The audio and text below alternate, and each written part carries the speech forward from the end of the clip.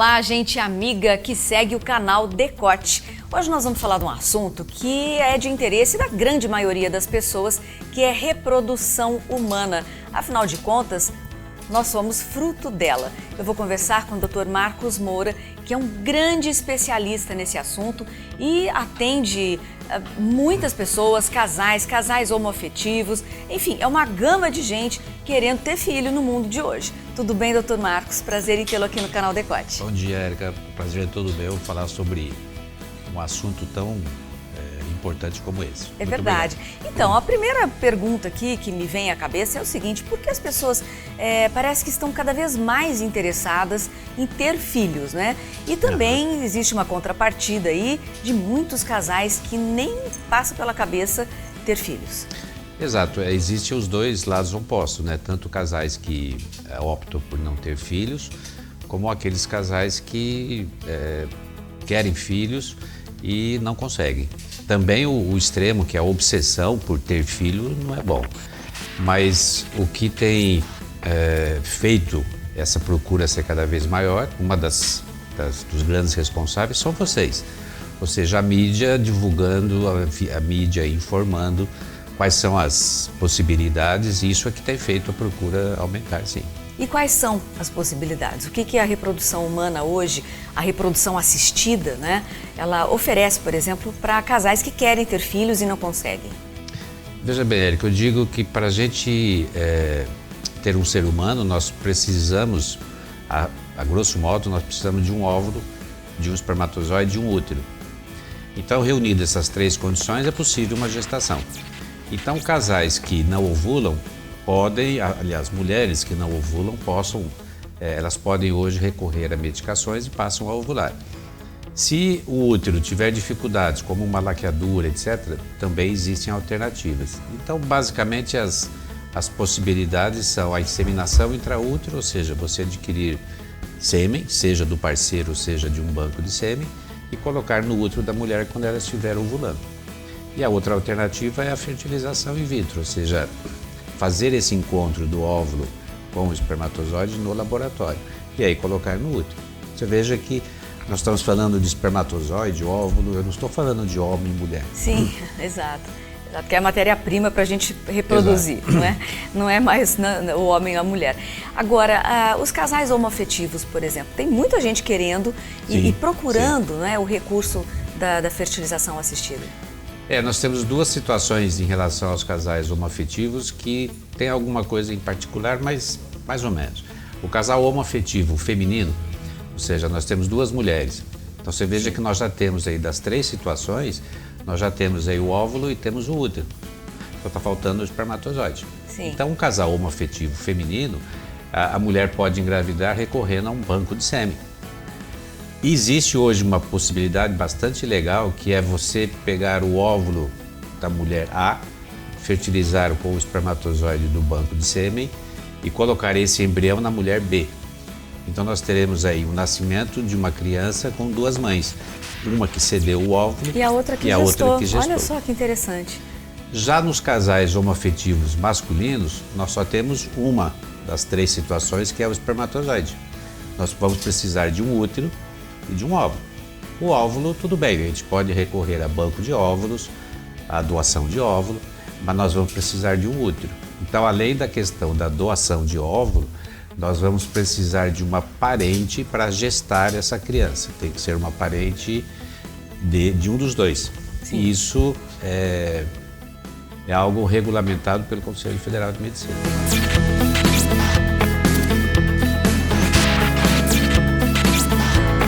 Isso é o que eu queria saber. O Conselho, ele atesta todos esses procedimentos hoje? Sim, sim. Não tem como retroceder, por exemplo?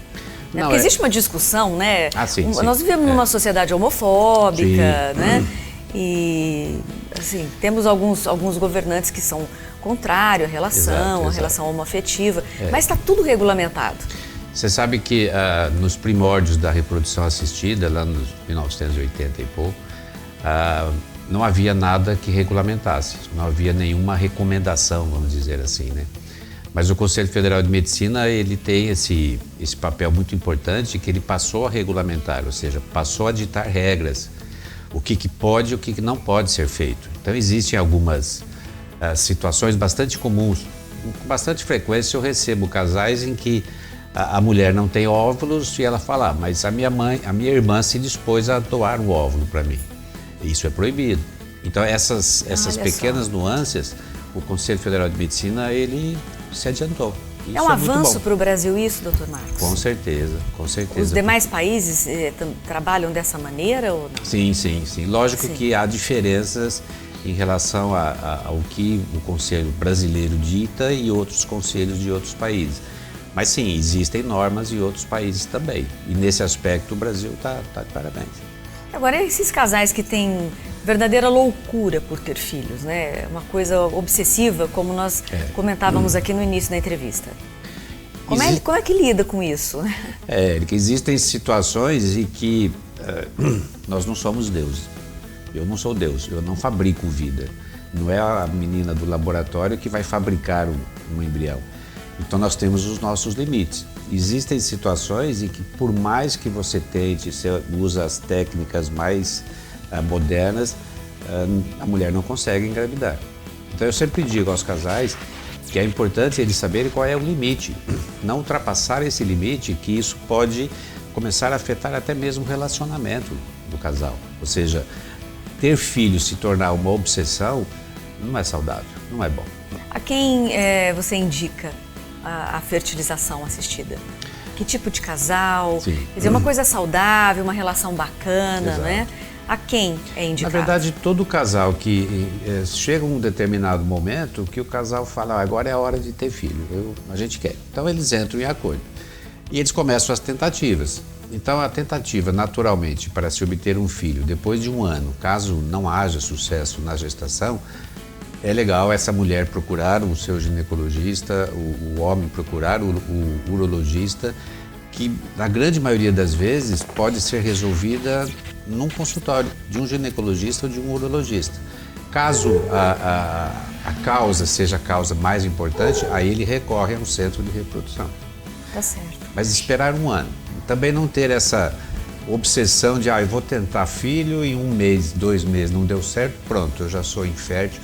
Não, é deixar a natureza agir também. Agora, na sua opinião, como um grande especialista aí em fertilização assistida, a tendência no mundo é que os casais tenham menos filhos mesmo? Parece que a gente está assistindo isso, apesar da busca e da procura no seu consultório ser bastante, né? E nos demais consultórios também. Seria uma tendência no mundo hoje? Sim. Você veja a taxa de natalidade do Brasil, ela está diminuindo, ou seja, na minha infância era muito comum casais terem 6, 7, 10 filhos. Hoje a média já está abaixo de 2 por casal, ou seja, está diminuindo sim. Um outro aspecto que também vem acontecendo é a postergação da gestação, ou seja, é a mulher começar a ter o seu primeiro filho em idades cada vez mais altas, mais avançadas. E aí, por outro lado, é uma arapuca para a mulher, porque ela pode incorrer em algumas situações que ter filhos aos 20 anos é bem mais fácil do que ter filho aos 35, aos 40 anos, naturalmente ou não. Então esse aspecto também é importante salientar, a idade da mulher, ou seja, ela não deixar para muito tarde ter filho. Doutor Marcos, e tem também a possibilidade da mulher congelar o óvulo, né? Um recurso que muita gente tem usado. Sim, Érica, esse é um ponto muito importante que você abordou, que é a questão da mulher postergar a sua gestação e ela, muitas vezes, ela não tem o conhecimento que a qualidade dos seus óvulos vai diminuindo com a idade, aos 30 anos. O ideal da mulher engravidar é dos 20 aos 30. Depois dos 35 anos, a qualidade do óvulo diminui, as chances de engravidar diminuem, seja naturalmente ou não. Então, aquela mulher que deseja ter filhos mais tarde, o ideal é ela congelar os óvulos o mais precoce possível, porque esses óvulos vão manter a qualidade no momento em que ele foi congelado, ou seja, os óvulos não vão envelhecer. Esse é um aspecto importante para você Tá certo. Fica aí a dica, então. Doutor Marcos, muitíssimo obrigada pela sua participação aqui no canal Decote e agradeço a você também que nos acompanhou. Não se esqueça de compartilhar esse conteúdo, é muito importante pra gente. Acione aí o sininho e nos siga aí nas redes sociais. Muito obrigada e até a próxima.